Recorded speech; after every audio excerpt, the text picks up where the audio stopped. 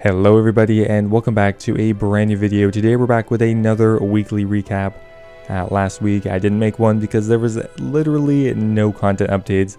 Nothing interesting really happened that week, so I decided to take a 1 week hiatus because even I could not have stretched that video to 10 minutes, and although I did think about it. Now this week is the release of the Bounty Hunter rework. I'm gonna have a quick look at that and have a look at the future and what updates we're most likely going to be seeing in the next month or two. As always, I'm going to be going over any community news, the Q&A recap, as well as anything else that was interesting in the old school RuneScape community. Anyway guys, I hope you enjoyed the video and let's get started. Now, after long last, the Bounty Hunter beta is now live. It is important to note that while the beta is live, you'll be unable to access Bounty Hunter in its current pre-worked state. We've also made changes to the existing mysterious emblems. Bounty points are now going to be awarded for killing targets, and killing multiple targets in a row begins a kill streak, which awards more points. Now, killing your target 10 times will award you 25 points, 50 times is going to give you 50 points, 100 times will give you 75 points, 250 times will give you 100 points, and 1,000 times will give you 150 points.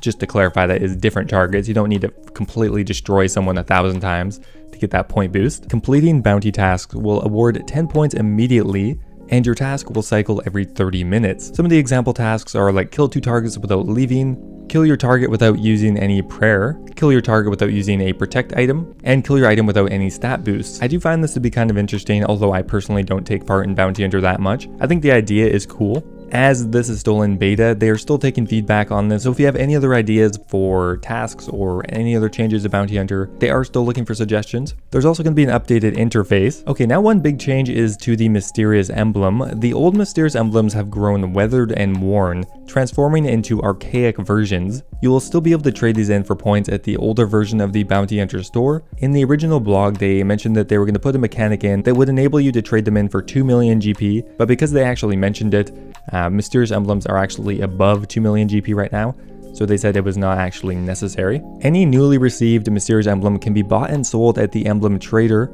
and will allow you to earn some extra gold while playing the minigame. Tier 1 emblems can be bought or sold at the emblem trader for 75,000 GP, and each other tier costs twice as much, going up to tier 5 at 1.2 million GP. Okay, a few other really important changes here. A minimum of 30 combat is required to receive a target in Bounty Hunter, which is attempting to prevent Bounty Hunter farming or mysterious emblem farming. You no longer have to wait 6 minutes to get a new target after dying to a previous one, and after killing your Bounty Hunter target, no player may attack you for 20 seconds. This immunity vanishes if you attack another player. That's probably good. Okay, now one of the big issues with this poll is most of the rewards didn't end up passing. The rewards that passed the Bounty Hunter reward poll are the Dagon set and the Godsword animation recolor, which are going to be added to the Laron's chest and the Bounty Hunter reward shop. Not a lot of rewards. I mean, I am kind of excited for Dagon, although I think it is a 1 out of 256 drop rate. So I think it's going to be extremely expensive for the tier of gear that it is trying to fill. Now, the two other items in question here are the rune pouch and the looting bag, as they were historically obtained through a Bounty Hunter. Okay, now what is kind of interesting here is when this was polled, jagex polled 2 questions here. One, whether the items should be tradable, which I believe that did pass. However, the second thing they polled was whether they should be stackable, and that actually failed.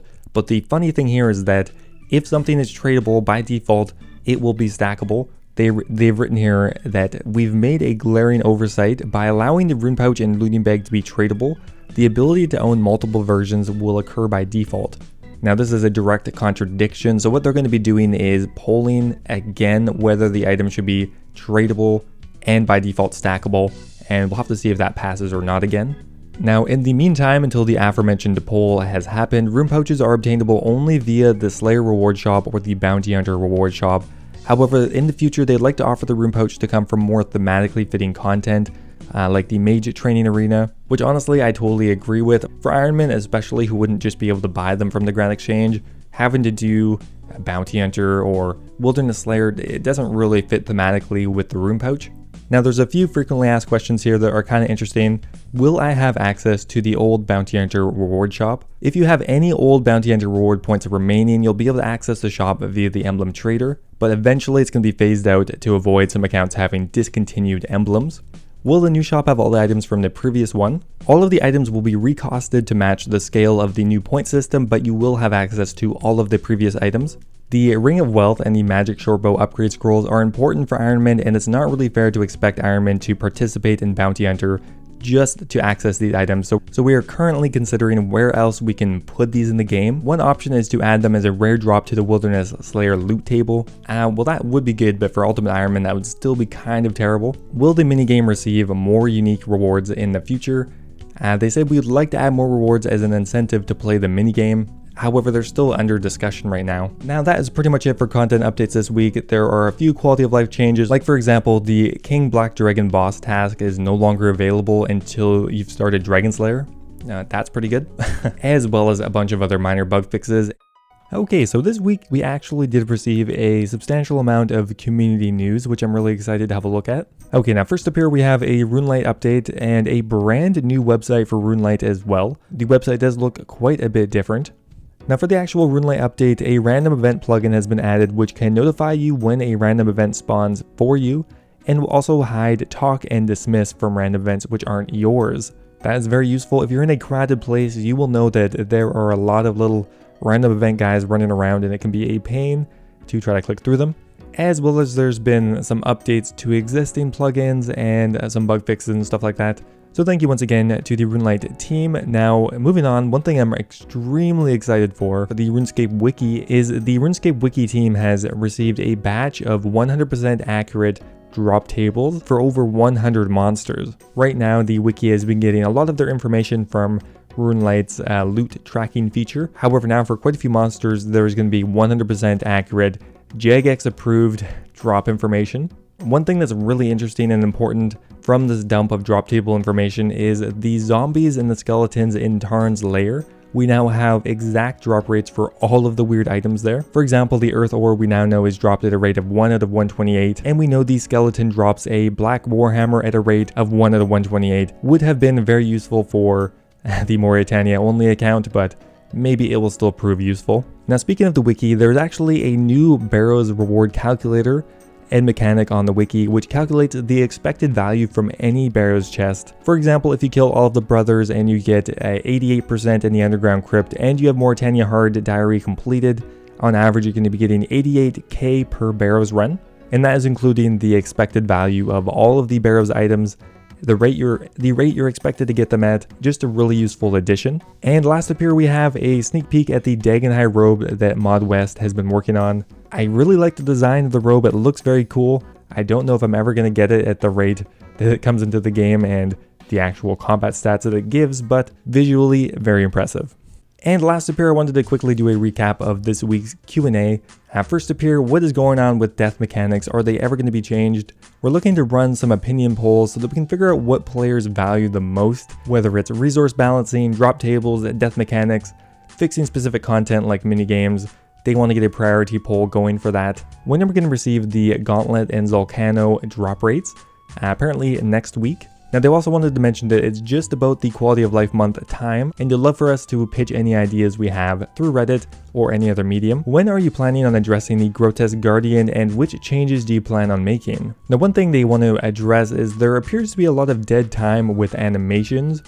So did we remove those? They feel like there's some quality of life changes that could happen here, and just generally making the whole process smoother and quicker I think will help with the kill times. When is the Halloween event? They said most likely the 24th or something like that. Is there an update on the too many login attempts issue? Yes, they are working on it with a fix to come soon. Unfortunately, the only advice right now is to just wait 20 or 30 minutes before trying again. Can the creation of the unfinished Guthix balance potion be automated but slower? They said we can definitely do that if the community wants it. What are your thoughts on adding a mounted burning amulet, maybe for 200 or 300 burning amulets as a cost? They said they're not a big fan of the unlimited teleports, and the POH meta isn't great in their opinion. Can we see the herb sack added to other reward tables so that skillers can get it as well?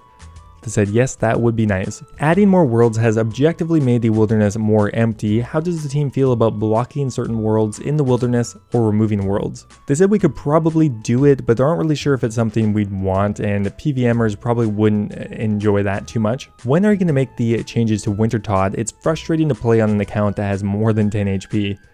Internally, we settled on the warmth system. Now it's just a matter of pulling it and changing it. Why aren't leagues being pulled?